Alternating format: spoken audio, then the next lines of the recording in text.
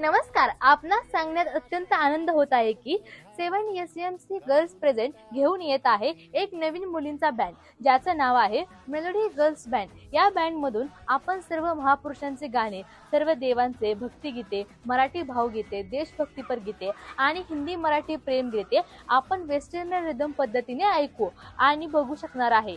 यामुळे या melody girls band आयडीला like करा, फॉलो करा आणि सबस्क्राईब करायला विसरू नका.